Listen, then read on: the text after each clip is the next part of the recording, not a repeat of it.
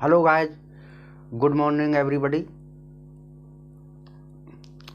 I am your Avdesh sir from Civ English Grammar classes.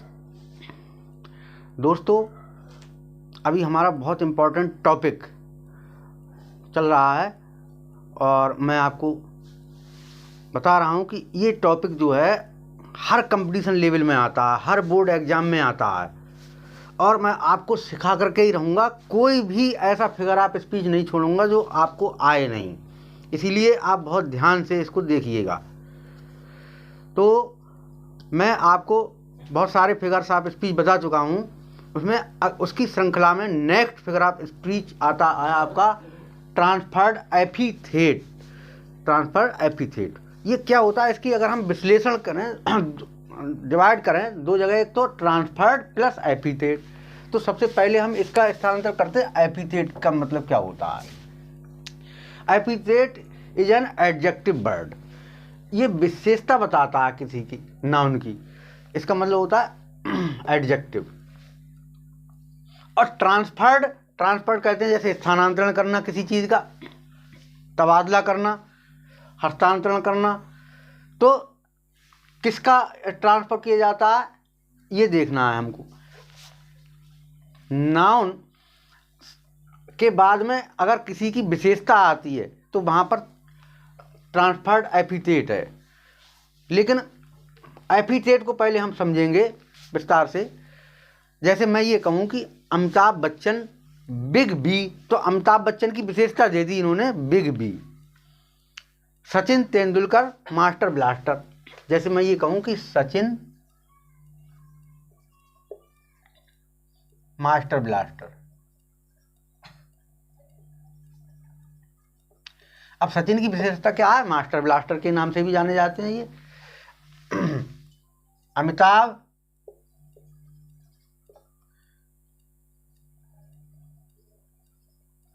Bachchan, इनको हम big B भी कहते हैं, तो इसके नाम से भी जाने जाते हैं ये। तो इनकी विशेषता हो गई है। अब है क्या कि मेन बात यहाँ पर हमको ये समझना है कि transferred from one noun to modify another, it doesn't really belong.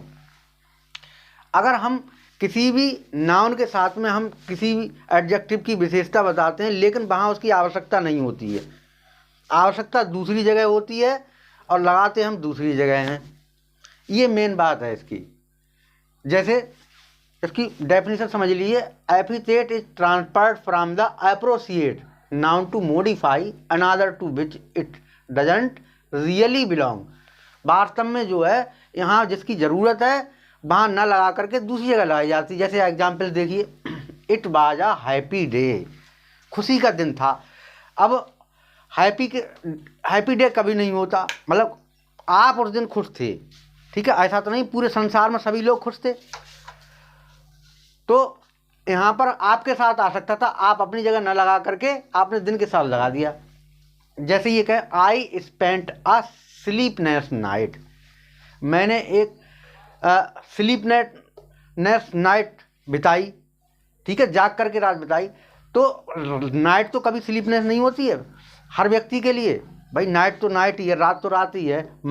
चाहे मैं जागा तो ठीक है, तो मेरे साथ की जगह मैंने कहाँ लगा दिया? यहाँ लगा दिया। नाइट के साथ लगाना कहाँ था? इसकी जगह पर लगाना था। जैसे it is a sad bird, दुखी है संसार, तो पूरा संसार कभी दुखी थोड़ी होता है। मैं दुखी हूँ तो मेरे साथ आना चाहिए था।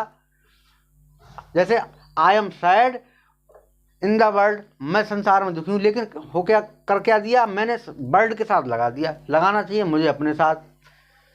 तो इसकी मुख्य बात यही है कि कहीं पर जहाँ आवश्यकता है लगाने की एडजेक्टिव की, वहाँ ना लगा करके दूसरी नाउन या प्रोनाउन के साथ किसी के साथ हम उसकी विशेषता को व्यक्त करते हैं, तो वहाँ पर ये ट्रांसफर्ड एपिथेट होता है। तो उम्मीद है कि आपको ये समझ में आ गया होगा और इसका स्क्रीनशॉट ले लीजिए। और ठीक है, इसके बाद मैं नेक्स्ट आपको बताता हूँ।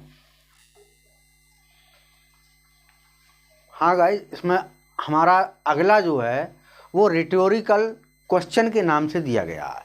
अब इनकी अगर हम व्याख्यान करें, इसका क्लैसिफिकेशन करें तो क्या होगा, रिटोरिकल और क्वेश्चन, ये दो चीज़ों से मिलकर के बना है। क्वेश्चन माने प्रश्न करना होता है, ये तो आप लोग जानते ही हैं, और रिटोरिकल का मतलब होता है एम्फेटिक, यानी कि दबाव दे करके, कोई जोर दे करके हम अपना कोई प्रश्न करें, लेकिन उस प्रश्न भी हम करें तो उसमें उत्तर का एक्सपेक्टेशन ना करें हम कि वो उत्तर दे हमारे लिए, दूसरा व्यक्ति सामने वाला उत्तर दे, ऐसा नहीं, हम अपनी बात को जोर दे करके कहें, यही जो है रिटोरिकल क्वेश्चन कहलाता है। इसकी डेफिनेशन क्या होगी, a question which is asked without expecting और वांटिंग एन आंसर, एक ऐसा प्रश्न करना जिससे सामने वाले से उससे उत्तर की अपेक्षा न करना, ठीक है।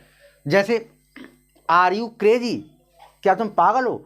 अब ये कहाँ कोई व्यक्ति जैसे रास्ते में जा रहा है, किसी ने बच्चे ने पानी डाल दिया उसके ऊपर, तो उसने उस बच्चे से कहा कि क्या तुम पागल हो, तो उसका मतलब ये नहीं है कि वो सामने वाला वो जवाब दे, लेकिन हमने बात प्रश्न के रूप में की और ऐसा नहीं है कि वो उसका उत्तर दे। तो यहाँ पर ये आपका कौन सा आ जाएगा, इसमें रिटोरिकल क्वेश्चन के नाम से फिगर ऑफ स्पीच आ जाएगा ये पूरे में।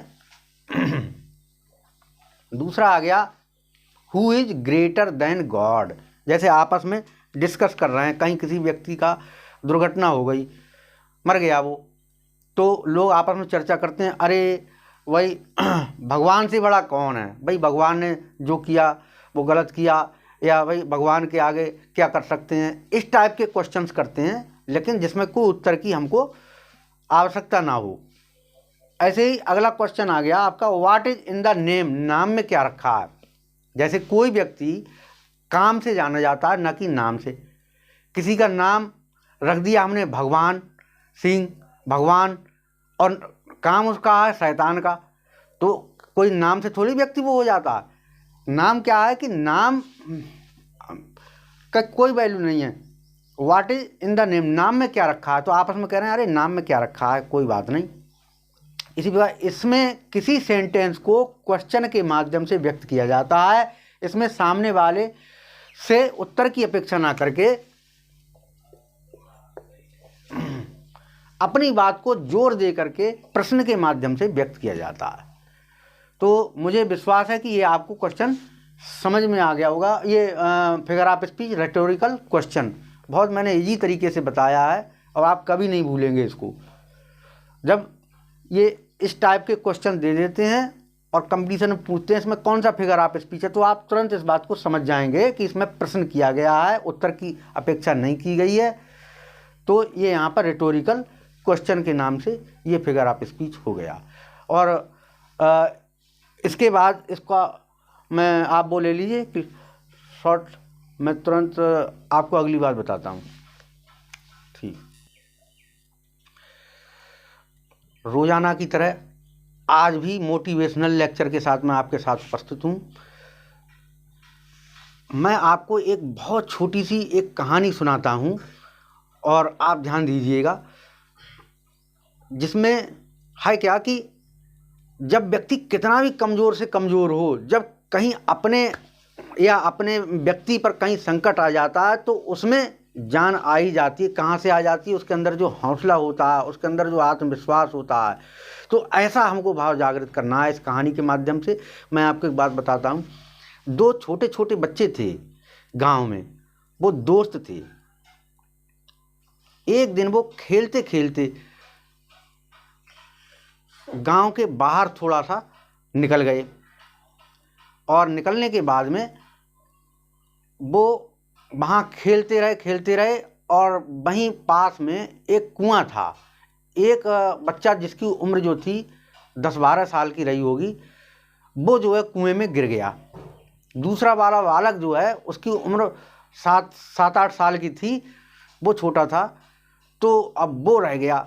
अब वो वहाँ आस पास कोई था ही नहीं। अब वो नीचे तैरना भी नहीं जानता था बच्चा। अब वो गिर गया, वो छटपटा रहा है। अब वो जो छोटा वाला बालक है वो सोच रहा है कि मैं कैसे भी इसको बचा लूँ, तो कोई व्यक्ति नज़र आ ही नहीं रहा है। तो उधर उधर देखता है बहुत ध्यानपूर्वक से, तो कहीं कुछ उसे नज़र नहीं आता है। फिर वो क्या करता है, किसी प्रकार से वहाँ पर एक कैसे ये रस्सी पड़ी दिखाई दे गई, तो उसने रस्सी डाल दी जल्दी से, और रस्सी डाल करके कहा कि इसको पकड़ ले। तो उसने उसको पकड़ लिया बड़े वाले बच्चे ने। तो कहा कि ठीक है अब पकड़े रहो। पर छोटा बालक, उसमें जाने कहाँ से इतनी ताकत आ गई, वो उसको खींचने लगा पूरी ताकत से, खींच खींच के वो थक गया। लेकिन तब तक वो खींचता रहा जब तक उसने उसको निकाल नहीं दिया। अब जब वो उसने निकाल दिया, वो बच गया। फिर दोनों लोग आपस में गले मिले, रोए आपस में। फिर जाकर के क्या होता है कि वो अपने सोचते हैं कि अब हम घर पर जाएंगे तो घर पर हमारी डांट लगेगी, पिटाई लगेगी, कोई विश्वास भी नहीं करेगा। लेकिन वो सत्य बोलते थे। उन्होंने घर पर जा करके बताया तो घर वालों ने, किसी ने विश्वास ही नहीं किया कि ये छोटा बालक कैसे उसकी जान बचा देगा, कुएं में से कैसे निकाल देगा। न किसी ने, मोहल्ले वाले ने विश्वास किया। कोई बात नहीं। लेकिन वहीं पास में एक बुजुर्ग रहते थे, उनको उनकी बात का विश्वास हो गया। उन्होंने कहा नहीं, ये सही कह रहा है बच्चा, इनमें झूठ बोलने की कोई बात नहीं है। अगर किसी अपने व्यक्ति पर संकट आता है, चाहे परिवार का कोई कमज़ोर से कमज़ोर व्यक्ति हो, तो वह उसकी रक्षा कर ही लेता है। जैसे किसी की माँ बीमार है, बच्चे की चारपाई पर लेटी हुई है, अगर बच्चा कहीं उसके प्राणों पर संकट आ गया तो वो उसको हर हालत में बचा लेगी। तो ऐसे ही आपके अंदर ये जज्बा होना चाहिए, चाहे आप कितने भी कमज़ोर अपने आप को महसूस करें, लेकिन वक्त पर हमेशा दूसरे के लिए तैयार रहें। तो साथियों, इस कहानी के द्वारा हमको कुछ प्रेरणा लेनी चाहिए और अपने अंदर हमेशा ऐसा भाव रखना चाहिए कि हम दूसरे के काम आ सकें। दूसरे की कभी ज़रूरत पड़े, प्राणों की संकट आए प्राणों पर, तो उसकी हमको हमेशा रक्षा करनी चाहिए। आज मैं अपनी बात यहीं पर समाप्त करता हूँ। जय हिंद।